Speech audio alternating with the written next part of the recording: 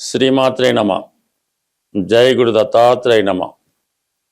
ఈ వీడియోలో మనం ఏప్రిల్ 2వ తారీఖు నుంచి మే 11వ తారీఖు మధ్యన కుజగ్రహం మేషరాశిలో సంచరిస్తున్న సమయంలో ఎటువంటి ప్రభావాలు కనబడతాయి అనే పరిశీలనలో మనకి ఏప్రిల్ 2వ తారీఖున శని భగవానుడు మీనరాశిలో ప్రవేశించి అక్కడ ఉన్నటువంటి శని భగవానుడితో కలియడం జరుగుతూ ఉంటుంది. ఇది ఒక విధంగా మంచి కాంబినేషన్ కాదు. శని భగవానుడు కుజగ్రహంతో కలిసినప్పుడు వృత్తిపరమైనటువంటి ఇబ్బందులు జాతకుడికి ఏర్పడుతుంటాయి. అదే శని భగవానుడు కేతుగ్రహంతో కలిసిన ఉద్యోగంలో మార్పు కానీ ఉద్యోగం పోవటం కానీ జరుగుతూ ఉంటాయి. అలాగే ఎవరి జన్మ జాతకంలో అయినా సరే శని కుజగ్రహాలు కలిసినప్పుడు వారు జీవితంలో తొందరగా సెటిల్ అవ్వలేకపోవడం, ఏ వృత్తి యందు ఆసక్తి ఉండదు, మంచి నాలెడ్జ్ ఉంటుంది, టెక్నికల్గా చాలా తెలివైన వారు ఉంటారు, అయితే పని చేయడానికి ఇష్టపడకపోవడం వల్ల వారి జీవితంలో సరిగ్గా సెట్ అవ్వలేకపోతుంటారు. కొంతమంది జీవితాంతం ఏ ఉద్యోగం చేయకుండానే ఉంటారు. అలాగే పెళ్ళి కూడా చేసుకోకుండా ఉండేవాళ్ళు కూడా ఉంటుంటారు. ఒకవేళ వివాహం అయినా కూడా వారి జన్మజాతకంలో శని కుజులు కలిసి ఉంటే వివాహ జీవితం కూడా సరిగ్గా సాగపోవడం జరుగుతూ ఉంటుంది.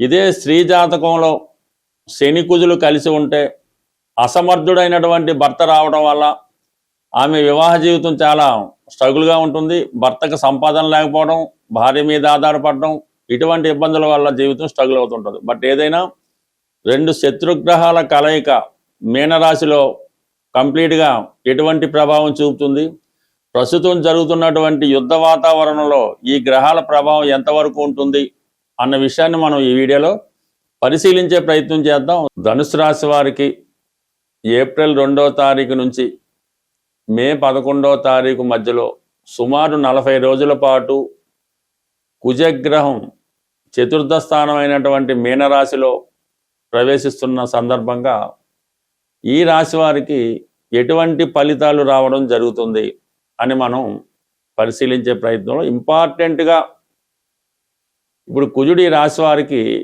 వ్యయాధిపత్యం పంచమాధిపత్యం కూడా కలిగి ఉంటాడు. ఇప్పుడు వ్యయాధిపతిగా చతుర్థ స్థానం అయినటువంటి మీనరాశిలో ప్రవేశించడం ప్రధానంగా 2 విషయాలు జరుగుతాయి ఇక్కడ. ఒకటేమో స్థానచలనం, ఉన్న ప్రదేశం నుంచి వేరే ప్రదేశానికి మారడానికి అనుకూలిస్తుంది. 2 ఏదైనా ఒక స్థిరాస్తి కొనుక్కునే ప్రయత్నంలో సక్సెస్ అవ్వడం జరుగుతూ ఉంటుంది. అంటే దీనికి ఒక్క గ్రహమే కాకుండా భాగ్యాధిపతిగా ఉన్నటువంటి రవి 4వ స్థాన సంచారం కుజుడితో కలిసి సంచరిస్తున్నప్పుడు ఇది మనకి ఏప్రిల్ 14 వరకు మాత్రమే ఉంటుంది. ఈ సమయంలో మీ పెద్దవారి పేరుతో ఉన్నటువంటి స్థిరాస్తి, అంటే తండ్రి గారో తాతగారి పేరుతో ఉన్నదో మీకు వారసత్వంగా రావాల్సిందో అది మీ పేరున మారడం జరిగే అవకాశం ఉంది. అంటే మీకు వారసత్వంగా పెద్దల ద్వారా అయినా ఆస్తి వస్తుంది, మీ సొంత ధనంతో మీరైనా కొనుక్కోవచ్చు. ఈ విధంగా మీరు కొంత ఆస్తి ఈ సమయంలో ఎక్వైర్ చేయడం జరుగుతూ ఉంటుంది. అలాగే ఇక్కడ శని భగవానుడితో కుజుడు కలుస్తున్నాడు. శని ఏమో వృత్తికారకుడు, కుజుడేమో మార్పుకి కారకుడు. ఈ 2 గ్రహాలు కలయడం వల్ల ప్రస్తుతం మీరు చేస్తున్నటువంటి వృత్తి మార్చే అవకాశం ఉన్నది.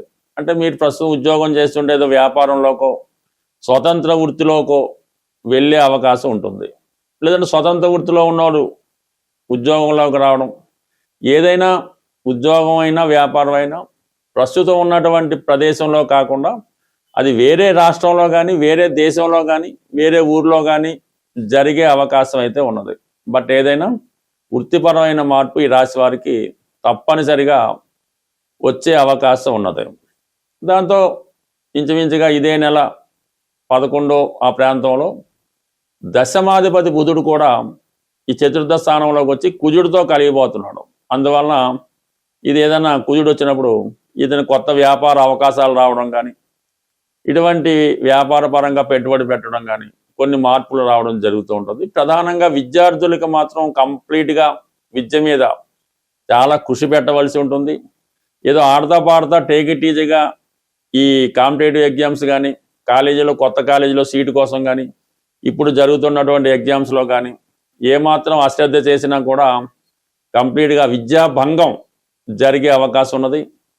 అనుకున్న కాలేజీలో సీట్ రాకపోవచ్చు, అనుకున్న ర్యాంక్ రాకపోవచ్చు, కానీ గట్టిగా ప్రయత్నం చేస్తే అనుకున్న గమ్యం చేరడం దగ్గరగా చేరే అవకాశం ఉంటుంది. బట్ ఏదైనా విద్యార్థులు మాత్రం గట్టిగా కృషి చేయవలసి ఉంటుంది.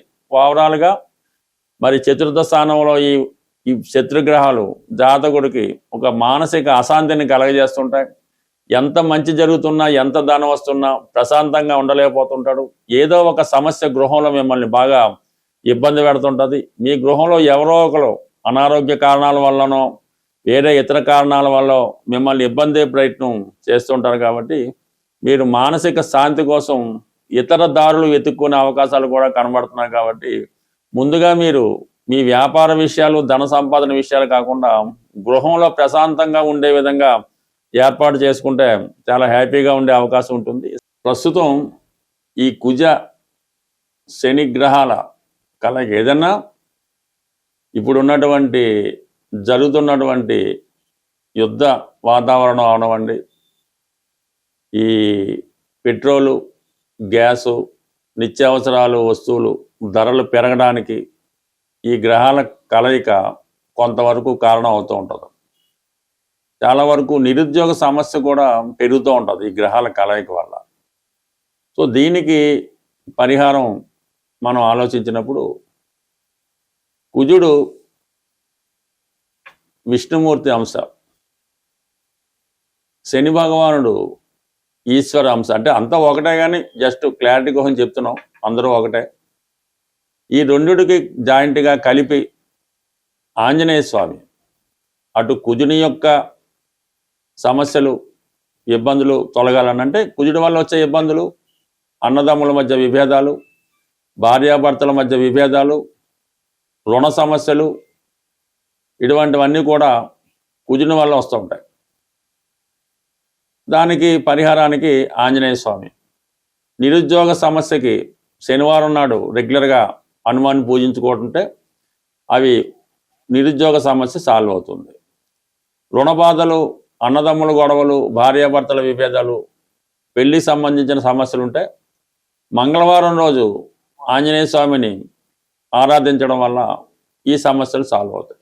శని భగవానుడు కూడా మరి రెండు గ్రహాలకి ఆంజనేయ స్వామి కాబట్టి శని యొక్క ఇబ్బందుల నుంచి మనం బయటపడాలంటే శనివారం రోజు నియమంగా ఉండి ఆంజనేయ స్వామిని ఆరాధించుకోవాలి. అంటే ఇప్పుడు జాయింట్గా మనం ఈ సమస్య నుంచి బయటపడాలంటే ఆంజనేయ స్వామి వారిని శనివారం రోజు చక్కగా అభిషేకం చేయించి వడమాల సమర్పించడం వల్ల మనకి కంప్లీట్గా ఈ సమస్య పరిష్కారం అవుతుంది. మీకు ఏ సమస్య అవనవండి, కనీసం ఒక వారం అనేది చేసినందుకు మాత్రమే సరిపోదు. కనీసం 8 వారాలు చేయడం వల్ల ఈ విధంగా రెగ్యులర్గా ఆంజనేయ స్వామి వారికి అభిషేకం, వడమాల సమర్పించడం, ఆ రోజు మనం చాలా నియమనిష్టలతో ఉండడం, 3 సార్లు 3 పూట్ల హనుమాన్ చాలీసా పారాయణ చేయడం వల్ల తొందరగా స్వామి యొక్క అనుగ్రహం పొందడం జరుగుతూ ఉంటుంది. అయితే ఈ 2 గ్రహాలు మీనరాశిలో కలుసుకున్నాయి కాబట్టి మీనరాశి అయినటువంటి అధిపతి గురువు కూడా మనం శాంతి చేయవలసి ఉంటుంది, పరిహారం చేయవలసి ఉంటుంది. గురువుకి సింపుల్గా పరిహారం ఏంటంటే గురువు ఆరాధన, దత్తాత్రేయుడు, షిరిడి సాయిబాబా వారు, రాఘవేంద్ర స్వామి, మీకు విద్య నేర్పిన గురువు, లేదంటే మీకు జన్మనిచ్చిన మీ తల్లిదండ్రులు, వీళ్ళని పూజించడం వల్ల గురువు మీకు ప్రసన్నుడు అవ్వడం జరుగుతూ ఉంటుంది. ఈ సమయంలో మీరు మరీ ఇబ్బందులతో ఉంటే మీ తల్లిదండ్రులకు కానీ మీ గురువుకు కానీ చక్కగా వాళ్ళని సత్కరించి ఒక మంచి వారికి ఇష్టమైనటువంటి వస్త్రాలు బహుమతిగా ఇవ్వడం వల్ల కంప్లీట్గా మీరు ఈ సమస్య నుంచి పరిష్కారం, సమస్య ఉన్నా లేకపోయినా కంప్లీట్గా గురుగ్రహ అనుగ్రహం కోసం దత్తాత్రేయుని ఆరాధించడం వల్ల దత్తాత్రేయుని క్షేత్రాలు పిఠాపురం అవ్వచ్చు, షిరిడి అవ్వచ్చు, గాన్గాపూర్ అవ్వచ్చు, ఏదో ఒక దత్తక్షేత్రాన్ని దర్శించవచ్చు. లేదా మీ గురువు యొక్క గృహమే దత్తక్షేత్రం అవుతుంది, లేదంటే ఒక గోశాల కూడా మీకు దత్తక్షేత్రంతో సమానం అవుతుంది. అటువంటి వాళ్ళని సందర్శించి అక్కడ కొద్దిసేపు మీరు విశ్రాంతిగా ధ్యానం చేస్తూ కూర్చుంటే మీకు ఆ పాజిటివ్ హీలింగ్ అయి అన్ని గ్రహాలు మీకు వశం అవడం జరుగుతూ ఉంటుంది. మనం గ్రహాలతో పరిచయం పెంచుకొని వాటిని ఆరాధిస్తూ ఉంటే గ్రహాలు మనతో మాట్లాడి అవి ఏం చేయాలో అవే చెప్తూ ఉంటాయి. స్వస్తి.